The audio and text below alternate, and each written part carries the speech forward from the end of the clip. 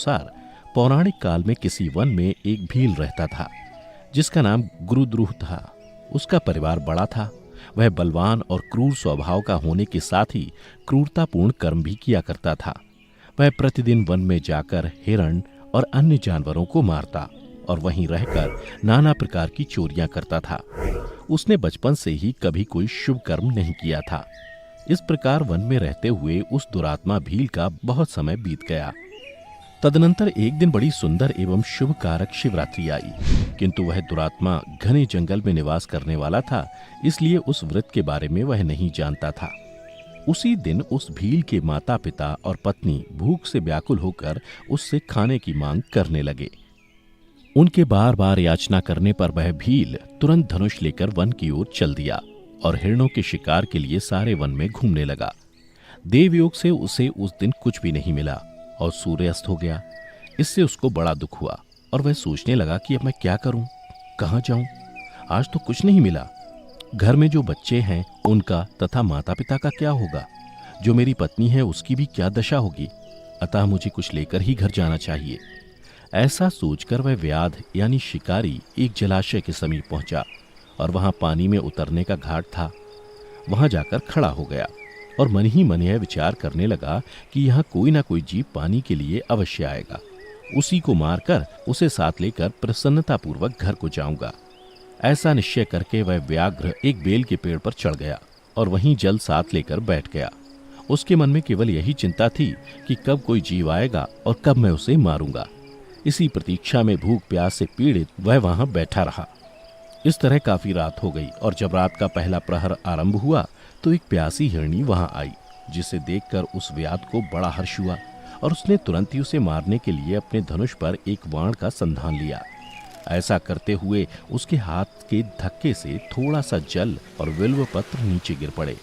उस पेड़ के नीचे शिवलिंग था जिसके बारे में वह व्याध नहीं जानता था। इस तरह उस जल और बिल्व पत्र से शिव की प्रथम प्रहर की पूजा संपन्न हो गई। उस पूजा के महात्म्य से उस व्याघ्र का बहुत सा पाप तत्काल नष्ट हो गया। उधर वहां होने वाली खड़खड़ाहट की आवाज को सुनकर हिरनी ने भय से ऊपर की ओर देखा। व्याध को देखते ही वह व्याकुल हो गई और बोली, व्याध, तुम क्या करना चाहते हो? मेरे सामने सच सच बताओ। हिरनी की बातें सुनकर व्याध ने कहा, आज मेरे परिवार के लोग भूखे हैं, अतः तुमको मारकर मैं उनकी भूख मिटाऊंगा और उन्हें तृप्त करूंगा। व्याध का वह दारुण वचन सुनकर तथा दुष्ट भील को वाण ताने देख हिरनी सोचने लगी कि अब मैं क्या करूं, कहां जाऊं। अच्छा, कोई उपाय सोचती हूं। ऐसा विचार कर हिरनी बोली, व्याध, मेरे मांस से तुमको सुख होगा। इस अनर्थकारी शरीर के लिए इससे अधिक महान पुण्य का कार्य और क्या हो सकता है। उपकार करने वाले प्राणी को इस लोक में जो पुण्य होता है उसका 100 वर्षों में भी वर्णन नहीं किया जा सकता। परंतु इस समय मेरे सब बच्चे मेरे आश्रम में ही हैं। मैं उन्हें अपनी बहन को अथवा स्वामी को सौंपकर लौटाऊंगी। व्याध, तुम मेरी इस बात को मिथ्या न समझो। मैं फिर तुम्हारे पास लौट आऊंगी, क्योंकि सत्य से ही धरती टिकी हुई है, सत्य से ही समुद्र अपनी मर्यादा में स्थित है और सत्य से ही निर्झरों से जल की धाराएं गिरती रहती हैं। सत्य में ही सब कुछ स्थित है। हिरणी के ऐसा कहने पर जब व्याध ने उसकी बात नहीं मानी तब उसने अत्यंत विस्मित एवं भयभीत हो हिरणी बोली, व्याध, सुनो, मैं तुम्हारे सामने ऐसी शपथ खाती हूँ जिससे पर जाने पर मैं अवश्य तुम्हारे पास लौट आऊंगी। ब्राह्मण यदि वेद बेचे और तीनों काल संध्या वंदन ना करे तो उसे जो पाप लगता है, पति की आज्ञा का उल्लंघन करके स्वेच्छानुसार कार्य करने वाली स्त्रियों को जिस पाप की प्राप्ति होती है, किए हुए उपकार को ना मानने वाले, भगवान शंकर से विमुख रहने वाले तथा विश्वासघात और छल करने वाले लोगों को जो पाप लगता है, उसी पाप से मैं भी लिप्त हो जाऊं यदि लौट कर ना आऊं। इस तरह अनेक शपथ खाकर जब हिरणी चुपचाप खड़ी हो गई तब उस व्याध ने उस पर विश्वास करके कहा, अच्छा, अब तुम अपने घर को जाओ। जब वह हिरणी बड़े हर्ष के साथ पानी पीकर अपने आश्रम मंडल में गई, इतने में ही रात का वह पहला प्रहर व्याध के जागते जागते ही बीत गया। तब उस हिरणी की बहन दूसरी हिरणी, जिसका पहली ने स्मरण किया था, उसी की राह देखती हुई जल पीने के लिए वहां आ गई। उसे देखकर भील ने स्वयं वाण को तरकश से खींचा।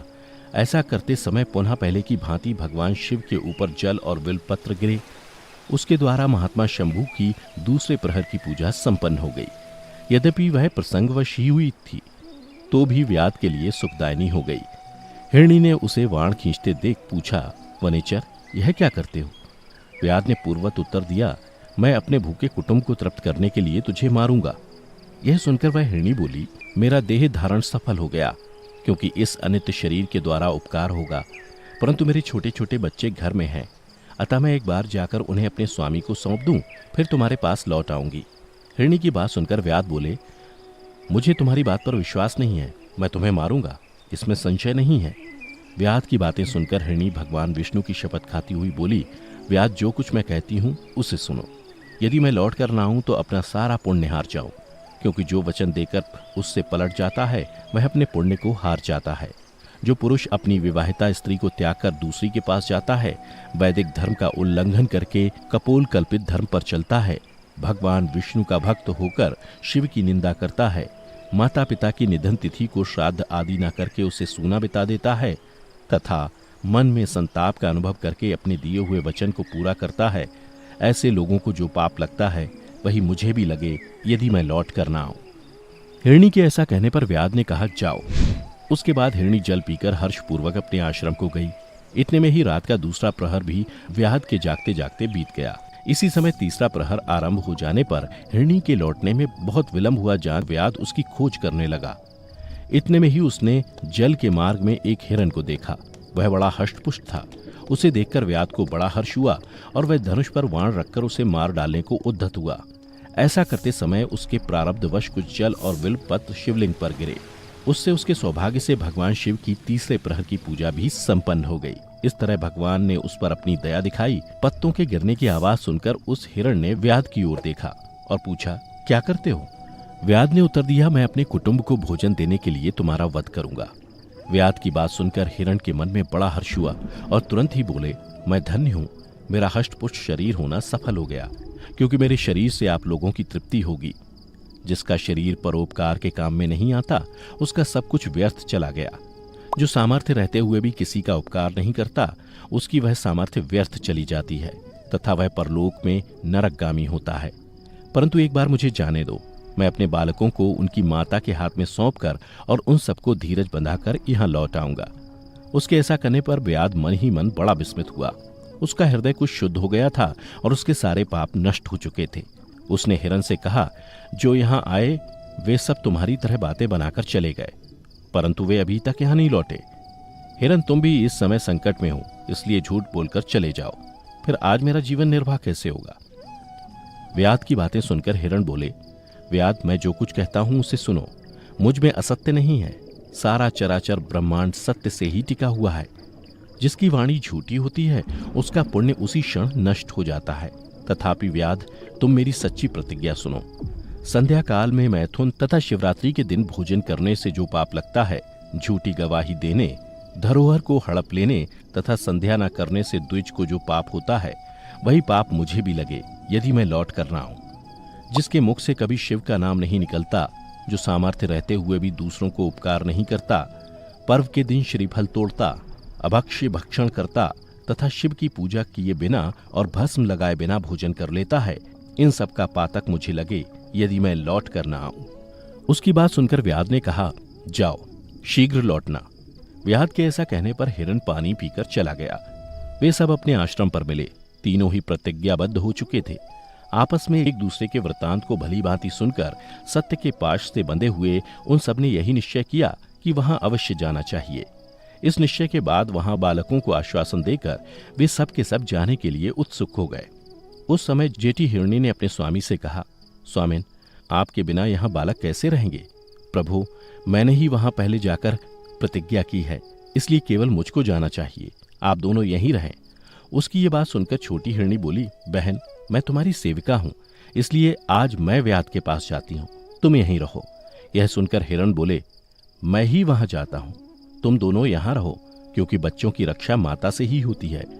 स्वामी की यह बात सुनकर दोनों हिरणी बोली, प्रभु, पति के बिना इस जीवन को धिक्कार है। तब उन सब ने अपने बच्चों को सांत्वना देकर उन्हें पड़ोसियों के हाथ में सौंप दिया और स्वयं शीघ्र ही उस स्थान को प्रस्थान किया जहां वह व्याध शिरोमणि उनकी प्रतीक्षा में बैठा था। उन्हें जाते देख उनके सब बच्चे पीछे पीछे चले आए। उन्होंने यह निश्चय कर लिया था कि माता पिता की जो गति होगी वही हमारी भी हो।